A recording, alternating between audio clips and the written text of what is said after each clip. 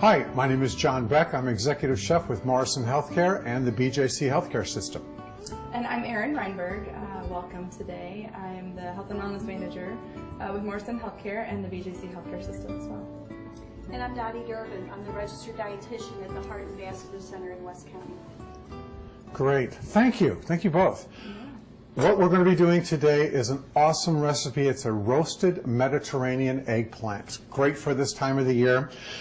This is our star of the show here, these two beautiful eggplants that we have. I'm going to start out by dicing the eggplant. And I'm just going to cut the top of the eggplant off. The great news about eggplant is that it gives you that hearty feel without all of those extra calories. Unlike a potato or a starchier vegetable, it feels starchy, but it's not. It's only about 20 calories in a whole cup of eggplant. Absolutely. And what I'm going to be doing is cutting these in 1-inch cubes.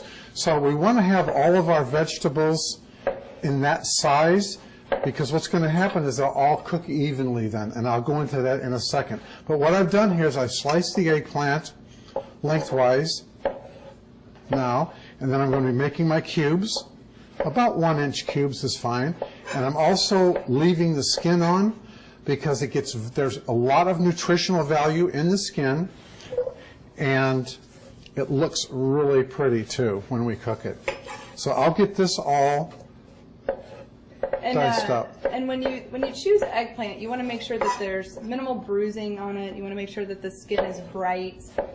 This is the traditional eggplant. It's that deep shade of purple, but eggplant comes in all different colors. It comes in white, lavender colored, large, small. The larger the eggplant, if you get a really big eggplant, you're probably going to want to peel that, would you say, Chef? Because the skin will be tough. It can. In certain seasons, like when they get very large in the summer, the peeling can be a little tough.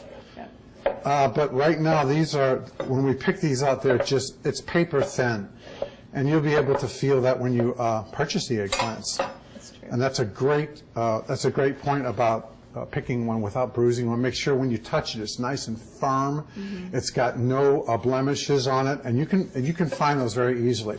Okay, we've got our eggplant diced up in 1-inch cubes. We're going to add our other ingredients now, which will be the red onion that we have also diced. It's 1 red onion, 1-inch cubes. We have 2 beautiful red peppers, all fresh red bell peppers. We're going to add those, and then we're going to add our zucchini.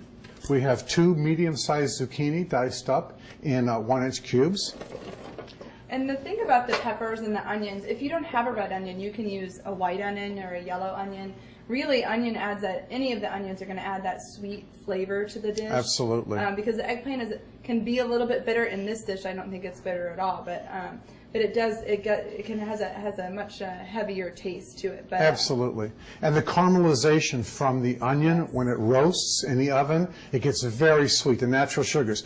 Our last 2 ingredients are going to be a tablespoon of olive oil to coat this nicely, and we're going to use some sea salt. And I love using coarse ground sea salt, because when you use a coarse ground sea salt, you tend to use less salt because you get these crunchy little nuggets of salt. And it's absolutely amazing. And we're also going to be using fresh ground pepper. All of these ingredients were purchased locally at our supermarket. So everything right here is available, I would say almost everywhere right now, year round. We're going to toss this so we get all that salt, the pepper, the seasonings in there. We get a light coating of olive oil on there. Get this all tossed. Look how pretty that is. So we're going to transfer our cubed and seasoned vegetables to a sheet pan, a baking pan, like so. And we are going to spread them out evenly. And you're going to see that they're going to condense. What roasting does it actually intensifies the flavor of the vegetable, and it's going to get a little bit of shrinkage. So I'm going to put that in the oven for 350 degrees. I'm looking at about 15 minutes. You just keep an eye on it because your ovens are going to be different. All ovens cook differently. So we're going to start out at 350 degrees for 15 minutes. And you look at it and you think, wow, that's a huge pile of vegetables for only 6 people, but it shrinks down a lot. And you'll get about 6 to 8 cups out of this recipe. It's a great recipe to serve if you're having a party, friends and family over. It could be done in the winter with that hearty roasted eggplant giving you that full feeling. It can be done in the summer as well. All these vegetables are fresh and great season in the summer. Absolutely. The second part of the recipe is we're going to make the dressing. I'm going to add 3 tablespoons of olive oil, 4 cloves of coarsely chopped garlic, fresh, and we're going to be adding 2 tablespoons of fresh basil. Now what we're going to make here is an infusion. So we're going to cook this. We are going to simmer this for about 10 minutes at a very, very low flame. And what's going to happen is all of that garlic and all of that basil is going to infuse into this oil. And what I have here is one that we have already prepared earlier, and you can see that the garlic is a golden color brown, and that's what you want to look for. You don't want it to burn, but you want to get it to be like a nice golden color, and that's where all the flavor comes out, and it's going to be penetrated and infused into this oil. Now tell me, Chef, if I wanted to use dried herbs instead of fresh, how would I? Absolutely. What I would do is I would go ahead and do the olive oil and the garlic, and then take that off and let it cool, and then add your dried herbs to that. But since we're using fresh herbs, and fresh herbs are available almost everywhere right now, if you have the opportunity, go for the fresh herbs because it's just so much better. The flavor is just so much more intense. So now that we've got our dressing done here, the other components are 3 tablespoons of balsamic vinegar, some low-fat feta cheese, and some beautiful yellow grape tomatoes. Now let's pull out our cooked eggplant, and you can see right now how beautiful that looks and how it cooked down, and it really intensified everything. So at this point, we're going to take the eggplant that we have cooked with our vegetables. We're going to add that to our mixing bowl. And then the other ingredients, look at the color and amazing. The texture. The smell is just absolutely fabulous. Absolutely fabulous. No, that balsamic vinegar really adds that extra bite, that acidity that you want, and it adds to the smell as well. That so what I'm going to do here is I'm going to add my balsamic vinegar to my garlic and olive oil and basil. So it's going to make, I'm just going to stir this just lightly to make this beautiful vinaigrette. I'll pour that over the top. This is so simple and so easy. Add our feta cheese.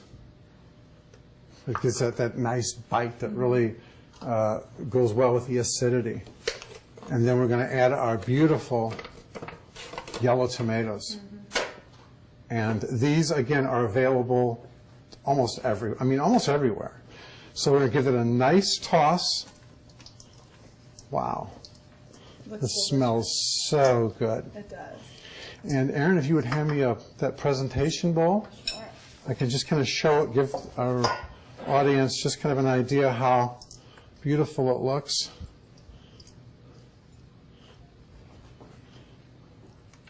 And this would look fabulous on anyone's table. Absolutely fabulous. Get that one off for there. And I like to, you can easily garnish this with a bit of our fresh basil, maybe a little slice of lemon, just to kind of touch it, just kind of kick it up a little bit. Isn't that gorgeous? Isn't that pretty? Beautiful, yeah. Can't Now, wait to eat it. what I want to do is I want to take it one step further, because everybody, I get this a lot, is what do I serve this with? What do I do with it now?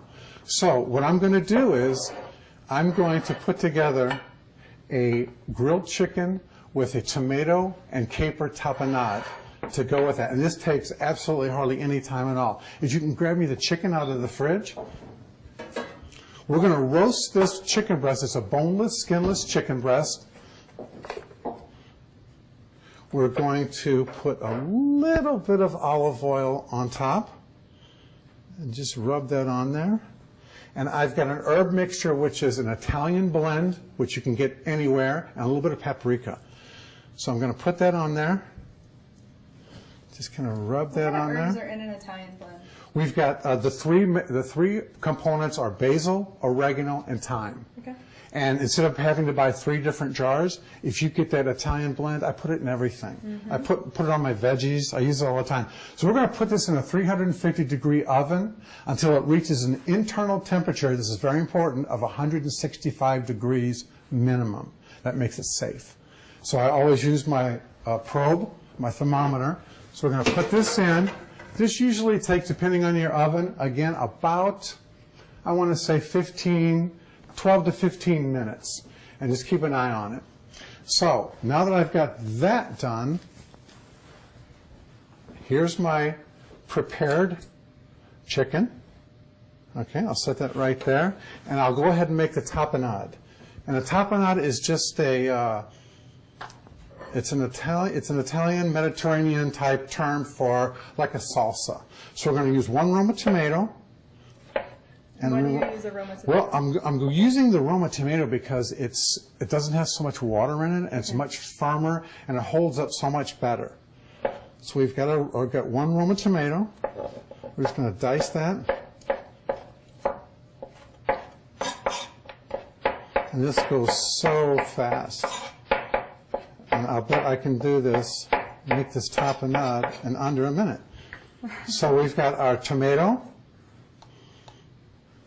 Which is always important for those busy families. Oh, absolutely. The last thing you want to do is spend all day. And I've got my capers. And a little bit of olive oil. I've got about a tablespoon here, I guess. And again, this is not for one person. You have to realize that this will serve, a good amount of people. This could probably serve 4 to 6 people, depending on. So with that, I will just toss the tapenade gently. Okay. What are some other ingredients you could use in a tapenade? Oh, wow. Sun-dried tomatoes, olives go fabulous, like black olives and green olives. Okay. So we've got our beautiful Mediterranean eggplant that we're going to put right here. We're going to slice. I just like to slice this for presentation.